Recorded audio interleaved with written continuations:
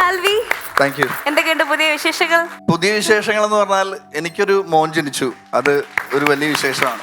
പേരിട്ടു എന്നാ അത്? കതിർ എ ലാൽ. കതിർ അതുല്യ ലാൽ. കതിർ അതുല്യ ലാൽ. ഉഗ്രം പേരാണ് കേട്ടാ മോനിട്ടേക്കുന്നത്. അത് മാത്രമല്ല, നമ്മൾ ഈ ഗർഭമായാലും എന്തെങ്കിലും വിശേഷം ഉണ്ടോ എന്നൊക്കെയാ ചോദിക്കുന്നത്. നീ കൃത്യം വിശേഷം എന്തെങ്കിലും ഉണ്ടോ എന്ന് ചോദിച്ചപ്പോ പുള്ളി അതിന്റെ അതുമായി ബന്ധപ്പെട്ടൊരു വിശേഷം തന്നെ സുഖമായിട്ട് പറയുകയും ചെയ്തു. എന്താണ് ഈ കതിർ എന്നുള്ള പേരിട്ടത്? ഫൺസ് അപ്പോൺ എ ടൈമിന് എനിക്ക് ഭയങ്കര അറ്റാച്ച്മെന്റ് ഉള്ള പ്രോഗ്രാമാണ്. കാരണം ശരിക്കും പറഞ്ഞാൽ ഇനി ആളുകൾ ഞാൻ ഇത് പറഞ്ഞാൽ ഫൺസ് അപ്പോൺ എ ടൈമിലേക്ക് ഇടിച്ചു കയറും. കാരണം ആക്ച്വലി എനിക്ക് 3 കൊല്ലമായിട്ട് കുട്ടികളുണ്ടായിരുന്നില്ല. അപ്പോൾ ഫൺസ് അപ്പോൺ എ ടൈമിന്റെ എപ്പിസോഡ് കഴിഞ്ഞിട്ട് ഞാനിവിടെ വിൻ ചെയ്ത് കഴിഞ്ഞിട്ട് ആണ് എനിക്ക് കുട്ടി ഉണ്ടായത്. ആദ്യത്തെ infertility clinic program once upon a time.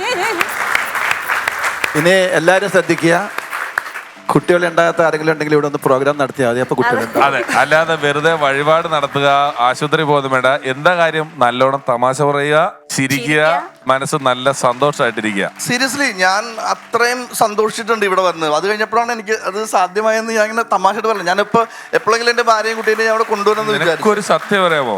ഈ പരിപാടിയെ കുറിച്ച് മനസ്സിൽ ആലോചിച്ച സമയത്ത് എനിക്ക് 3ാമത്തെ കൊച്ചുണ്ടായത്. ഞാനിനി ഒന്ന് ആലോചിക്കണ പോലും ഇല്ല. ഞാൻ ചോദിച്ചതല്ലേ ഇവന് കതിരെന്ന് പേരിട്ടത് എന്നാന്ന് ചോദിച്ചത്. കതിരെന്ന് പേരിട്ട് എന്താന്ന് വെച്ച് കഴിഞ്ഞാല് നമ്മള് വളർത്തിയ ഒരു തൈയാണ്. അപ്പൊ അതിൽ കതിരുണ്ടായി. അപ്പൊ അങ്ങനെ കതിരെന്ന് പേരിട്ട്. ഭാഗ്യം നെല്ലുമായിട്ട് ഉപയോഗിച്ചു. നീ കായെന്നും പഴമൊന്നും ഒക്കെ ഇടാഞ്ഞത് ഭാഗ്യം. അപ്പൊ നമുക്ക് പെർഫോമൻസ് കാണാം. ഓക്കെ. നമസ്കാരം രമേശ് ചേട്ടാ. നമസ്കാരം അശോക് ചേട്ടാ.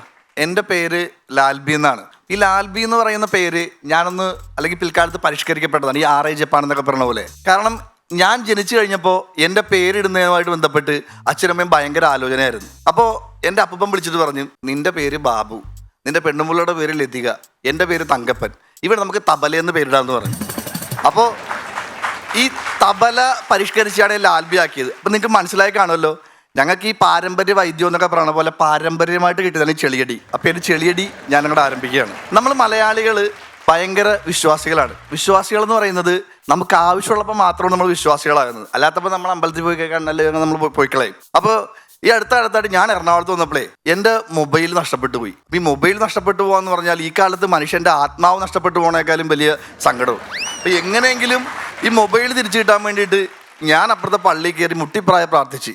പക്ഷേ തിരിച്ചു വന്നപ്പോൾ എൻ്റെ ചെരുപ്പും പോയി. കാരണം പെട്ടെന്ന് എന്നെ പോലത്തെ ഒരു ഡിസ്റ്റന്റ് പ്രാർത്ഥനക്കാരനായതുകൊണ്ടായിരിക്കും ദൈവം എൻ്റെ പ്രാർത്ഥന കേട്ടില്ല.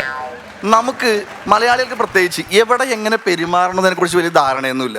ഉദാഹരണത്തിന് ഹോസ്പിറ്റലിൽ. ഇപ്പം എൻ്റെ ഭാര്യ ഈ അടുത്ത കാലത്തായിട്ട് ഹോസ്പിറ്റലിൽ ഡെലിവറി ആയിട്ട് ബന്ധപ്പെട്ട് ഞാൻ അവിടെ പോയിരുന്നു. അപ്പോൾ ഈ ചില ആളുകളുണ്ട് എവിടെന്നെങ്കിലും ഒരു മറ്റേ കട്ടറമ്മ മേടിച്ചിട്ട് വരും. ഈ റമ്മിൻ്റെ പ്രത്യേകത എന്ന് പറഞ്ഞാൽ ഈ അപ്പുറത്തിരിക്കണവനെ കാണാൻ പറ്റാത്ത അത്ര കളറായിരിക്കും ഇതിന്. അത് മേടിച്ചുകൊണ്ട് അടിച്ചിട്ട് അവിടെ പണിയെടുക്കണ ഹോസ്പിറ്റൽ നഴ്സുമാരെ മറ്റവരൊക്കെ തെരുവരലാണ് ഇവന്മാരുടെ പ്രധാന ജോലി. ഞാൻ എൻ്റെ വൈഫ് ഡെലിവറി ആയിട്ട് ബന്ധപ്പെട്ട് ഞാനും എൻ്റെ അമ്മയാണ് ഉള്ളത്. അപ്പം ഞാൻ നോക്കിയപ്പോൾ എൻ്റെ ഒരു കൂട്ടുകാരനും അവൻ്റെ വൈഫിന് ഡെലിവറി ആയിട്ട് ബന്ധപ്പെട്ട് വന്നിട്ടുണ്ട്. അപ്പോൾ അവൻ്റെ കൂടെ വന്നേക്കണത് അവൻ്റെ അച്ഛൻ, അവൻ്റെ അമ്മ, അവൻ്റെ അമ്മായച്ഛൻ, അമ്മായിയമ്മ, ചിറ്റപ്പൻ, അളിയൻ, വല്യച്ഛൻ. ഈ കസേരയിൽ ഇവൻ്റെ ഫാമിലി മൊത്തം നിരന്നിരിക്കുകയാണ്. ബാക്കി ആർക്കും ഇരിക്കാനുള്ള സ്ഥലമില്ല. അപ്പോൾ എനിക്ക് തോന്നി ആ പഞ്ചായത്ത് മെമ്പറും കൂടെ കൊണ്ടുവന്നിരുന്നെങ്കിലേ ആ ഗ്രാമസഭ അവിടെ വെച്ച് അങ്ങോട്ട് കൂടിയിട്ട് ആർക്കെങ്കിലും എന്തെങ്കിലും കൊടുക്കാമല്ലോ എന്ന് വിചാരിച്ചു. ഈ കഥയൊക്കെ പറഞ്ഞപ്പോൾ എനിക്ക് ഒന്നൊരു ചായ കുടിച്ചാൽ കൊള്ളാമെന്നുണ്ട്. ഈ ഹോസ്പിറ്റലിലെ ക്യാൻറ്റീൻ എന്ന് പറയുന്നത് ചില സമയത്തോടത്തെ ഫാർമസി ആയിട്ടും പ്രവർത്തിക്കാറുണ്ട്. കാരണം ഈ മലബന്ധം പോലെ അസുഖങ്ങൾക്ക് അവിടെ ആഹാരത്തിന് മുമ്പ് ഒരു ചായ എഴുതി കൊടുത്തു കഴിഞ്ഞാൽ സംഭവം നടക്കും. അപ്പം ഞാനങ്ങനെ ഈ ക്യാൻറ്റീനിൽ ഇപ്പോൾ പോയിട്ട് ഒരു ഉണ്ടംപുരി പറഞ്ഞു. ഈ ഉണ്ടംപുരി കഴിച്ചപ്പോൾ എനിക്ക് മനസ്സിലായി, ഈ ഉണ്ടംപുരി ഉണ്ടാക്കുന്ന ചേട്ടൻ ഈ ക്യാൻറ്റീനിൽ നിൽക്കേണ്ട ആളല്ല, നമ്മുടെ രാഷ്ട്രത്തിന് വേണ്ടി സേവനം ചെയ്യേണ്ട ആളാണ്. പുള്ളി എങ്ങാനും നമ്മുടെ പട്ടാളക്കാർക്ക് ഈ 300 ഉണ്ടംപുരി ഉണ്ടാക്കി കൊടുത്താലേ പാകിസ്ഥാൻകാർക്ക് എറിഞ്ഞാൽ മതി, ഒരു തല പൊളിഞ്ഞേ പോവുള്ളൂ. അതുപോലത്തെ ഉണ്ടംപുരിയാണ് പുള്ളി ഉണ്ടാക്കുന്നത്. എനിക്ക് ഇയാളെ കുറ്റം പറഞ്ഞുകൊണ്ടിരുന്നപ്പോൾ എനിക്കൊരു കാര്യം ഓർമ്മ വന്നു. ചേട്ടാ, നമ്മൾ ഈ ലോക്ക്ഡൌൺ സമയത്താണല്ലോ മലയാളികൾ ഏറ്റവും കൂടുതൽ പാചകം ചെയ്യാൻ തുടങ്ങിയതും എന്ന് പറയാം, യൂട്യൂബ് ചാനൽ തുടങ്ങിയതും. അതെ, രമേഷ് പിഷാരടിക്ക് ഒരു യൂട്യൂബ് ചാനലുണ്ട്, ലോക്ക്ഡൌൺ തുടങ്ങിയതാ.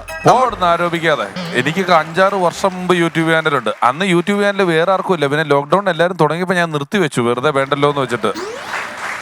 നമ്മുടെ ലോക്ക്ഡൌൺ കാലത്ത് മലയാളികളുടെ പ്രത്യേകത എന്ന് പറഞ്ഞാൽ 50 രൂപയ്ക്ക് കിട്ടുന്ന പൊറോട്ട 500 രൂപയ്ക്ക് ഉണ്ടാക്കി തിന്നോമാരോ നമ്മൾ. ഞാനും അങ്ങനെ പാചകം ചെയ്യാൻ തീരുമാനിച്ചു, ബിരിയാണി ഉണ്ടാക്കാൻ തീരുമാനിച്ചു. അങ്ങനെ ദം ബിരിയാണി ഉണ്ടാക്കി ഞാൻ അങ്ങനെ വീട്ടിലെല്ലാവർക്കും കൊടുക്കാനൊക്കെ തീരുമാനിച്ചു കഴിഞ്ഞപ്പോൾ എൻ്റെ വീട്ടിൽ അപ്പൂപ്പനെ, പുള്ളിക്ക് നടക്കാൻ പറ്റില്ല, പുള്ളിനെ ബാത്റൂമിലേക്ക് പിടിച്ചൊക്കെയാണ് കൊണ്ടുപോകുന്നത്. എൻ്റെ ബിരിയാണി കഴിച്ചപ്പോൾ ഞാൻ നോക്കി പുള്ളി നടന്ന് തനിയെ പോകണം ബാത്റൂമിലേക്ക്. അതുകൊണ്ട് പുള്ളി പുള്ളി എൻ്റെ അടുത്ത് വന്നിട്ട് പറയാ, ലാൽബി ബിരിയാണി ഉണ്ടാക്കാൻ പഠിപ്പിക്കാൻ പറ്റില്ല, പക്ഷെ പഠിക്കാൻ പറ്റും. അപ്പം പറഞ്ഞ ഈ ആപ്തവാക്യം ഊർജ്ജമായി ഉൾക്കൊണ്ടുകൊണ്ട് മകേഷ് നേരെ കാട്ടിലേക്ക് ക്യാമറ ആയിട്ട് പോയെങ്കിൽ ഞാൻ കുടുക്ക് പിടിച്ച കാശുമായിട്ട് നേരെ പോയത് മാർക്കറ്റിലേക്ക്. വീണ്ടും ഞാൻ ബിരിയാണി ഉണ്ടാക്കി. ഈ പ്രാവശ്യം ഉണ്ടാക്കിയ ബിരിയാണി ദമ്മല്ല, ചെട്ടിനാട് തലപ്പാക്കെട്ട് ബിരിയാണി. ഈ ബിരിയാണി ഉണ്ടാക്കിയതും അമ്മ നേരെ വന്നിട്ട് എൻ്റെ ബിരിയാണി കഞ്ഞിയെടുത്ത് തെങ്ങിൻ്റെ ചോട്ടിലേക്ക് ഒറ്റേറി. ഇപ്പൊ തലപ്പാക്കെട്ട് ബിരിയാണി ഉണ്ടാക്കിയ എൻ്റെ എവിടെ കിട്ടായിരിക്കും അമ്മ തല്ലിയേക്കണം നിങ്ങൾക്ക് സ്വാഭാവികമായിട്ട് ഊഹിക്കാമല്ലോ. ബിരിയാണി ചെങ്ങിൻ്റെ ചോട്ടിൽ ഇട്ടതും അന്ന് വരെ കായ്ക്കാൻ ഞാൻ വീട്ടിലെ 18-ാം വട്ടം തെങ്ങ് 18 കൊല്ലം തേങ്ങായിട്ടാണ് കായ്ച്ചത്. അപ്പൊ എനിക്ക് ഈ ബിരിയാണി തെങ്ങ് കായ്ച്ച കാര്യം ലോകം മുഴുവൻ പരന്നു. ഒരു ദിവസം ഞാനിങ്ങനെ വീട്ടിലിരിക്കുമ്പോൾ 2 പേര് വീട്ടിൽ വന്നിട്ട് പറഞ്ഞു, ലാൽബി സാറല്ലേ? ഞാൻ പറഞ്ഞു അതെ ഇരിക്കൂ, ഞങ്ങള് മണ്ണുത്തി വെറ്റിനറി സർവകലാശാലയിലെ വളം ഡിപ്പോ എന്നാണ് വരുന്നത്. അപ്പൊ സാറുണ്ടാക്കിയ വളം ഞങ്ങൾക്കും തന്നാൽ അവിടെ കുറച്ച് ടീൻറ്റുടി തെങ്ങിന് ഇടാം. അങ്ങനെ ഞാനിപ്പോൾ ഈ വളം ഫാക്ടം ബോക്സ് ബിരിയാണി വളം ഉണ്ടാക്കിക്കൊണ്ട് ഞാനിപ്പോൾ അങ്ങനെ കഴിഞ്ഞു പോവുകയാണ്. ഞാൻ പറഞ്ഞല്ലോ ചേട്ടാ, ചിലർക്ക് എവിടെ എങ്ങനെ പെരുമാറുമെന്ന് അറിയില്ല എന്ന് ആദ്യം തന്നെ പറഞ്ഞല്ലോ. അങ്ങനെയുള്ള ചില ഡ്രൈവർമാരുണ്ട്, അവർ ഈ വളവും തിരിവൊന്നും കാണില്ല, ചിക്കനിൽ പ്രത്യേകിച്ച് കാണില്ല. അപ്പൊ എന്നോട് കൂട്ടുകാരുണ്ട്, എന്നോട് പറഞ്ഞാൽ നമുക്ക് പഴനിക്ക് പോവാം ഫാമിലി ആയിട്ട്. ഞാൻ പറഞ്ഞു ശരി പഴനിക്ക് പോവാം. പഴനിക്ക് പോയി തിരിച്ചു വന്ന് ബസ് സ്റ്റോപ്പിൽ ഇറങ്ങിയതും അടുത്ത പഴനി ബസ്സിൽ കയറി ഞാൻ വീണ്ടും പഴനിക്ക് പോയി. കാരണം തിരിച്ചു വന്ന ഒന്നുകൂടെ പഴനിക്ക് എന്നേക്കാൻ ഞാൻ നേർച്ചേർന്നത്, അതുപോലെ ഒരു വണ്ടി ഓടിച്ചത്. അപ്പൊ ഈ അടുത്ത കാലത്തായിട്ട് എനിക്കൊരു മകനുണ്ടായി. അപ്പൊ മകൻ ഇങ്ങനെ വീട്ടിൽ വാടക കിടക്കുക. അപ്പൊ നമ്മൾ ചില വിശ്വാസമൊക്കെ ഉണ്ടല്ലോ. അപ്പോൾ ഒരു തെങ്ങേറാൻ വന്ന ചേട്ടൻ എന്നോട് ചോദിച്ചു, മകൻ്റെ നക്ഷത്രം എന്താണെന്ന് ചോദിച്ചു. അപ്പം ഞാൻ നക്ഷത്രം പറഞ്ഞു. പുള്ളി എന്നോട് പറയാം, ഉയരങ്ങളിലെത്തും എൻ്റെ നക്ഷത്രമാണ്.